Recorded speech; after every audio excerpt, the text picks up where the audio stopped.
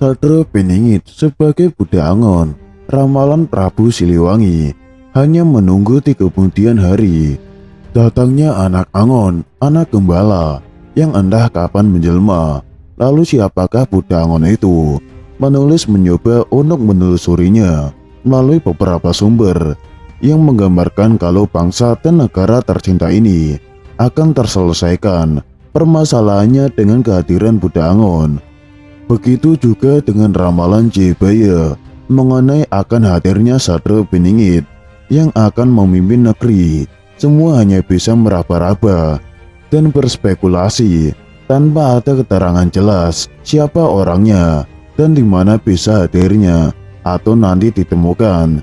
Selanjutnya, benarkah Eyang Maharaja Prabu Siliwangi itu tilem atau menghilang di Leweng Sancang? Sebagian masyarakat mempercayainya. Hal itu terutama masyarakat Garut sendiri. Namun sebagian lagi ada yang menuturkan kalau kuburan Maharaja ada di Gunung Salak Bogor. Bahkan ada salah seorang warga Nengkelan Pasir Jambu, Kabupaten Bandung, almarhumah Haja Neti Gendobraja, mengakui sudah memindahkan makom Maharaja di halaman rumahnya saat berkunjung ke rumahnya beberapa tahun lalu semasa almarhumah masih hidup. Penulis menemukan beragam benda sejarah, di antaranya payung kebesaran kerajaan, senjata perang, dan koropa yang diperoleh almarhum dengan tidak mudah. Sementara di Gunung Salak, penulis belum sempat datang. Demikian juga di Leweng Sancang, tidak ada yang bisa menjelaskan secara signifikan lokasi Maharaja tilem. Tapi masyarakat Sancang percaya dan hafal dengan nasihat Maharaja Prabu Siliwangi sebelum tilem, dan dari beberapa sumber isinya semua sama begitu. Dengan penjelasannya tidak jauh berbeda dengan yang lainnya.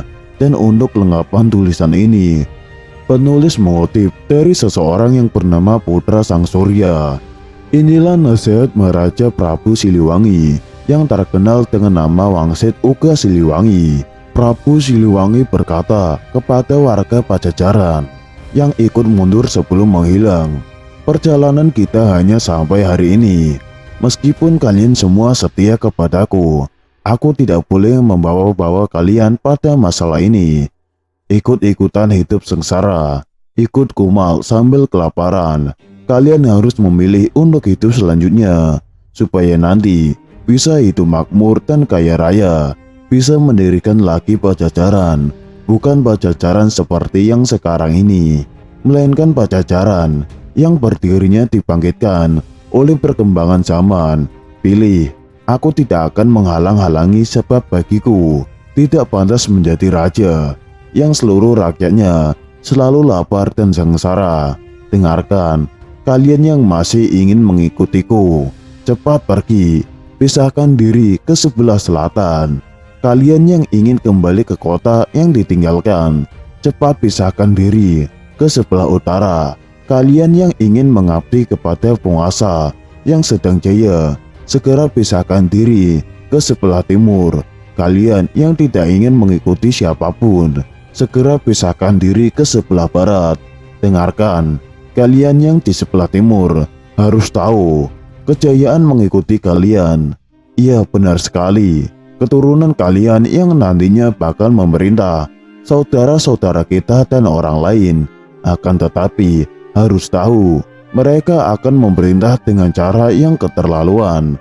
Nanti akan tiba pembalasan atas segala perbuatan mereka. Cepat pergi, kalian yang berada di sebelah barat.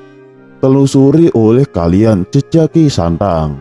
Hal itu disebabkan nantinya keturunan kalian yang mengingatkan saudara-saudara kita dan orang lain. Keturunan kalian itu yang akan berupaya memberikan peringatan dan penyadaran kepada teman-teman sekampung, saudara-saudara kita yang berupaya untuk hidup rukun, melangkah bersama sependirian, dan kepada semua orang yang baik hatinya. Nanti, suatu saat, kalau di tengah malam, di Gunung Halimun, terdengar teriakan meminta tolong, nah itulah tandanya. Seluruh keturunan kalian dipanggil oleh Dia yang akan menikah di Lebak Cawene.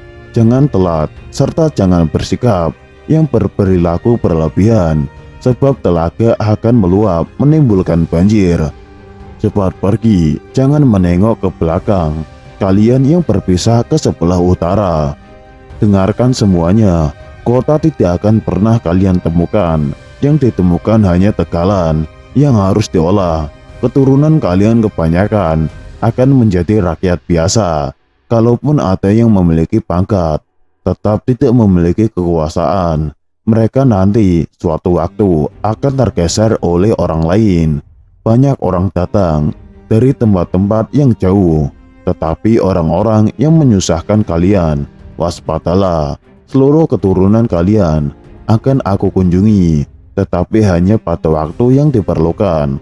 Aku akan datang lagi, menolong yang membutuhkan pertolongan, membantu yang kesusahan, tetapi hanya kepada mereka yang baik tingkah lakunya. Tidak aku datang, tidak akan terlihat. Kalau aku berbicara, tidak akan terdengar. Memang aku akan datang, akan tetapi hanya kepada mereka yang baik hatinya, mereka yang memahami terhadap satu tujuan, mereka yang mengerti pada keharuman sejati, mereka yang memiliki empati tinggi dan tertata rapi pikirannya, serta yang baik tingkah lakunya. Kalau aku datang, tidak akan berupa dan tidak akan bersuara, tetapi memberi ciri dengan wewangian. Sejak hari ini, Pajajaran hilang dari alam nyata, hilang kotanya, hilang negaranya. Pajajaran tidak akan meninggalkan jejak, kecuali nama untuk mereka yang menelusurinya. Hal itu yang mencoba-coba supaya yang hilang dapat ditemukan kembali. Memang bisa, hanya menelusurinya harus menggunakan dasar-dasar yang jelas. Namun, mereka yang menelusurinya banyak yang petentang-petendeng, merasa diri paling pintar dan paling benar. Kalau berbicara, suka berlebihan. Mereka memang harus menjadi orang-orang brengsek dulu. Nanti akan banyak yang ditemukan, tetapi hanya sebagian-sebagian. Hal itu disebabkan segera dilarang oleh orang yang disebut pemimpin pengganti, yang berkuasa hanya pada masa jeda. Namun ada yang berani mencari terus-menerus, tidak mempedulikan larangan, mencari sambil melawan, melawan sambil tertawa. Dialah sang anak gembala.